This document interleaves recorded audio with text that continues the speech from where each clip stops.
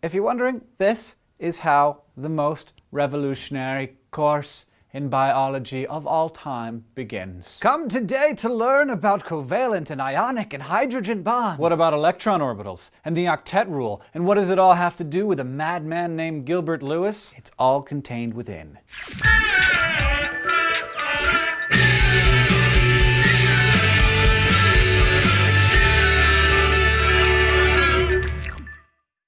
Hello, I'm Hank. I assume you're here because you're interested in biology, and if you are, that makes sense, because like any good 50 Cent song, biology is just about sex and not dying. Everyone watching this should be interested in sex and not dying, being that you are, I assume, a human being. I'm going to be teaching this biology course differently than most courses you've ever taken in your life. For example, I'm not going to spend the first class talking about how I'm going to spend the rest of the class. I'm just going to start teaching you, like right about now. I may say one more thing before I start teaching. Yes, I am going to. It's that, if I'm going too fast for you, great thing about YouTube is that you can just rewind, watch stuff over and over again if it's confusing, and hopefully it will become less confusing, and you're even allowed to fast forward through the bits that you already know. Another tip, you can actually even use the number keys on your keyboard to move around in the video, and I promise, you can do this to me as much as you want, and I'm totally not going to mind. A great professor of mine once told me that in order to really understand any topic, you have to understand a little bit of the level of complexity just below that topic. The level of complexity just below biology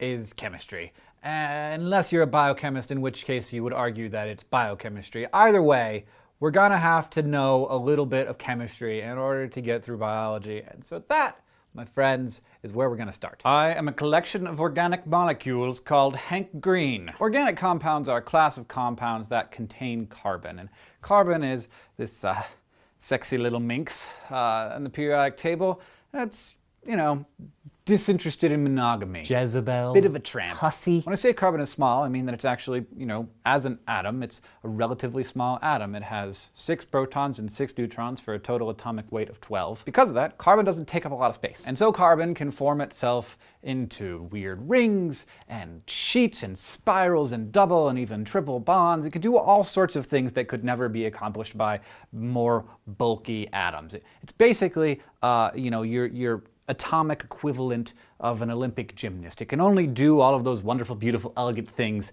because it's kind of tiny. I also said that carbon is kind, and that's an interesting sort of thing to say about an atom. It's not like some other elements that are just desperately trying to do anything they can to fill up their electron orbitals. No, carbon knows what it's like to be alone, and so it's not all, please, I'll do anything for your electrons, needy like fluorine or chlorine or sodium is. Elements like chlorine, if you breathe them in, they like literally tear up your insides, and sodium is insane. If you like put it in water, it explodes. Carbon though, meh. It wants more electrons, but it's not gonna like kill to get them. It makes and breaks bonds like a 13-year-old mall rat, and it doesn't even hold a grudge. Carbon is also, as I mentioned before, a bit of a tramp because it needs 4 extra electrons, and so it'll bond with pretty much whoever happens to be nearby. And also, because it needs 4 electrons, it'll bond with 2 or 3 or even 4 of those things at the same time. And carbon is, you know, willing and interested to bond with lots of different molecules, like hydrogen, oxygen, phosphorus, nitrogen, or to other molecules of carbon. It can do this in infinite configurations, allowing it to be the core atom of complicated structures that make living things like ourselves. Because carbon is this perfect mix of small, kind, and a little bit trampy, life is entirely based on this element. Carbon is the foundation of biology. It's so fundamental that scientists have a pretty difficult time even conceiving of life that isn't based on carbon. Life is only possible on Earth because carbon is always floating around in our atmosphere in the form of carbon dioxide. So it's important to note, when I talk about carbon bonding with other elements, I'm not actually talking about sex. It's just a useful analogy. Carbon, on its own, is an atom with 6 protons, 6 neutrons, and 6 electrons. Atoms have electron shells, and they need to have these shells filled in order to be happy, fulfilled atoms. So carbon has 6 total electrons, 2 for the first shell, so it's totally happy, and 4 of the 8 it needs to fill the second shell. Carbon forms a type of bond that we call covalent. This is when atoms actually are sharing electrons with each other. So in the case of of methane, which is pretty much the simplest carbon compound ever, carbon is sharing its 4 electrons in its outer electron shell with 4 atoms of hydrogen. Hydrogen atoms only have 1 electron, so they want their first s orbital filled. Carbon shares its 4 electrons with those 4 hydrogens, and those 4 hydrogens each share 1 electron with carbon. So everybody's happy. In chemistry and biology, this is often represented by what we call Lewis dot structures.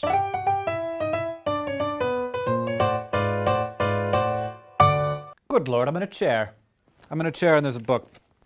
Apparently I have something to tell you that's in this book, which is a book called Lewis, Acids and Bases, by Hank Green. Gilbert Lewis, the guy who thought up Lewis dot structures, was also the guy behind Lewis Acids and Bases, and he was nominated for the Nobel Prize 35 times. This is more nominations than anyone else ever in history, and the number of times he won is roughly the same number of times that everyone else in the world has won, which is 0. Lewis disliked this a great deal. It's kind of like a baseball player having more hits than any other player in history and no home runs. He may have been the most influential chemist of all time. He coined the term photon, he revolutionized how we think about acids and bases, and he produced the first molecule of heavy water. And he was the first person to conceptualize the covalent bond that we're talking about right now. Gilbert Lewis died alone in his laboratory while working on cyanide compounds after having had lunch with a younger, more charismatic colleague who had won the Nobel Prize and who had worked on the Manhattan Project.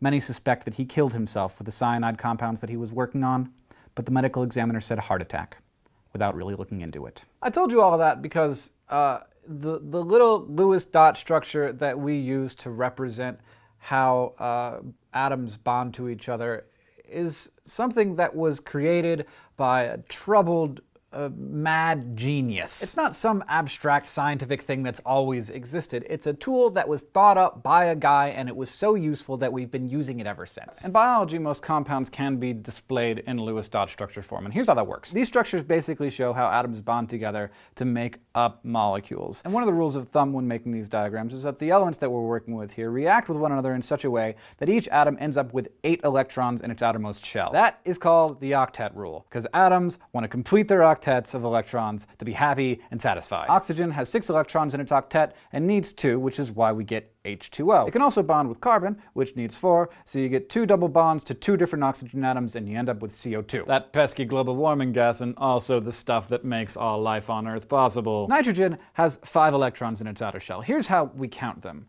There are 4 placeholders. Each of them wants 2 atoms. And like people getting on a bus, they prefer to start out not sitting next to each other.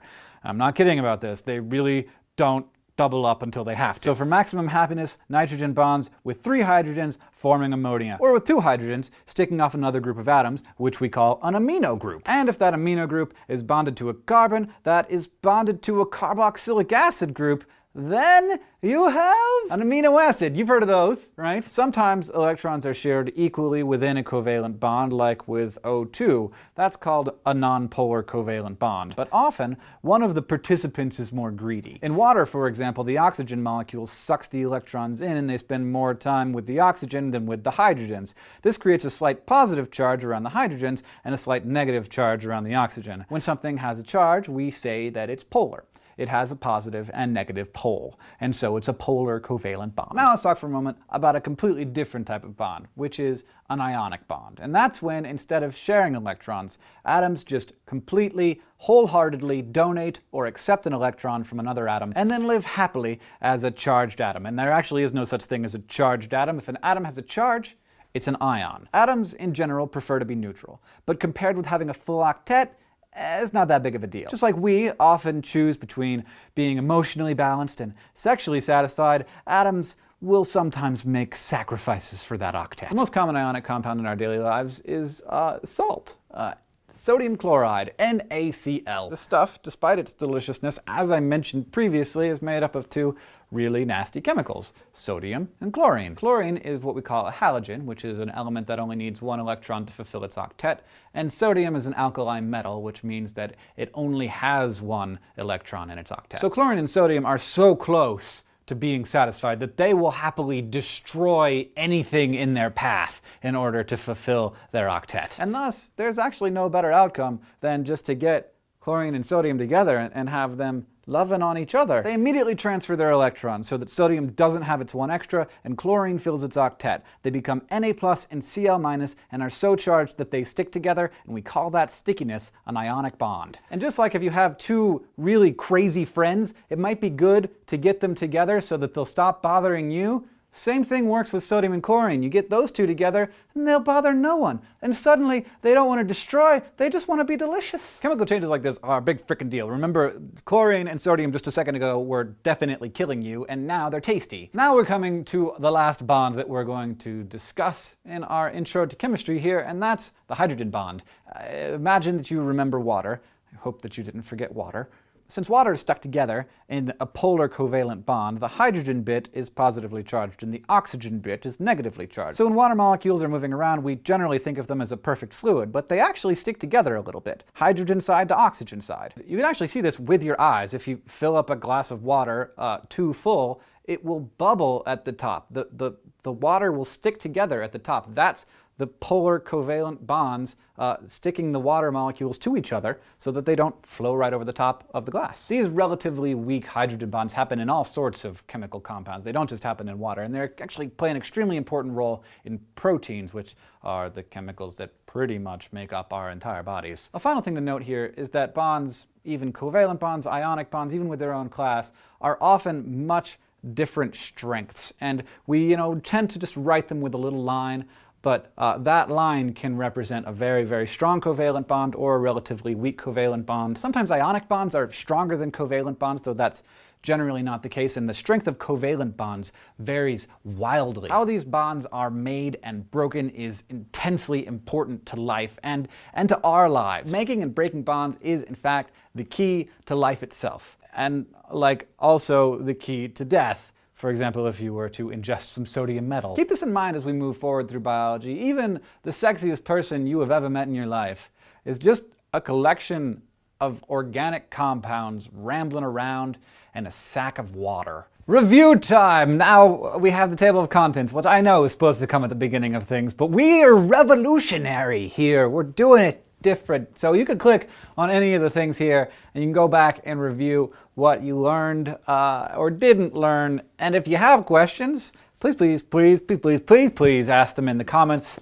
and we'll be down there answering them for you. So thank you for joining us. It was a pleasure. It was a pleasure working with you today.